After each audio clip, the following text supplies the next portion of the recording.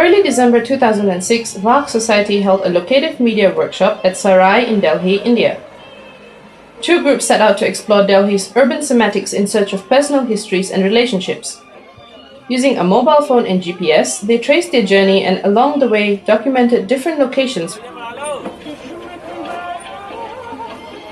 The first group, Amitabh, Swagat, Sunil, Bhagwati and Ronald, set out to show the different mental maps people from different social layers have. They selected an area of Delhi that can be seen as a microcosm of Delhi itself, with the Delhi University at its center.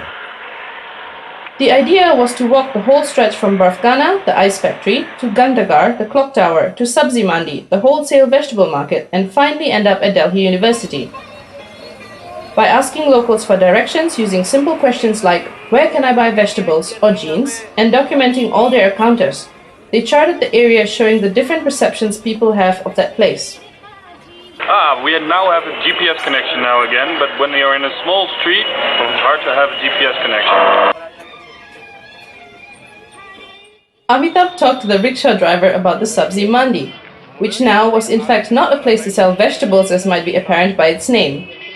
The original Mandi had been relocated to Azdapur a while back, and now the place had become a complex of small shops and hawkers. On arrival, the place was completely contrary to the image that he was holding in his head. The roads were much broader, the traffic was chaotic, and the shops were bustling with people. There was an unpleasant scene when a shopkeeper objected to Swagat filming his newly made clip art style fruit juice stall board. Others soon joined in, threatening to break the camera, to take him to the police or traders association. It has become very difficult to take pictures even on a street nowadays.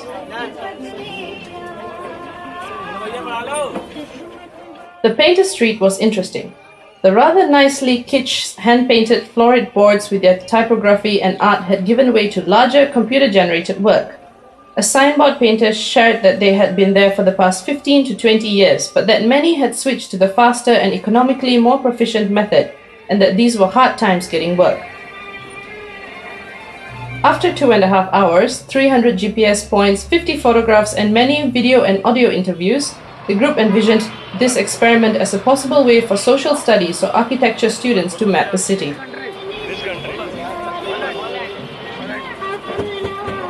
The second group, Iram, Arti, Lokesh, Tapio, Crystal, and Ronald, set out to reconstruct what could have been the old city wall in the year 1850. Passing by all its gates, the wall was drawn onto a map using GPS, and the many stories that are continuously present in the daily life of the city by the wall were documented. The city wall that marked the boundary of the capital city of Mughals had largely disappeared in time, and its traces and gates now lie within the city. By creating this new mediated map, the group hoped to find interesting ways for people to revisit the old city, or the walled city as it is popularly known. At Kashmiri Gate, Iram was having a conversation with an official who talked about the restoration of the gate. He told her that the holes in the wall are marks left by the British cannons during the 1857 war. They could not be repaired.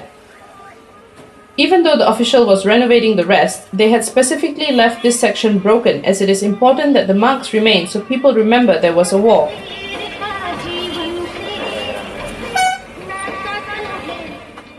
Everyone followed the wall along a narrow lane to Mori Gate, and Arti told a story from Lahore. The people of Lahore have a strange sense of humor, she said.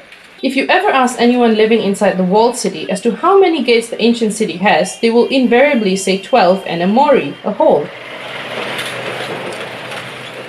At Mori Gate, Lalaji, who runs a tea stall there, said that when the British tore down the wall to make way for a road, the hole was named Mori Gate, but there had never been a gate there.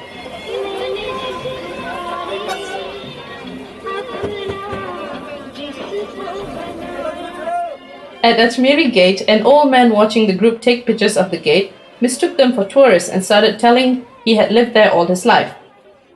Earlier, the traffic used to flow beneath the gate. Throughout the day, colleagues at Sarai had been keeping tabs on the group's progress online. The bright pink line showed the path the GPS took.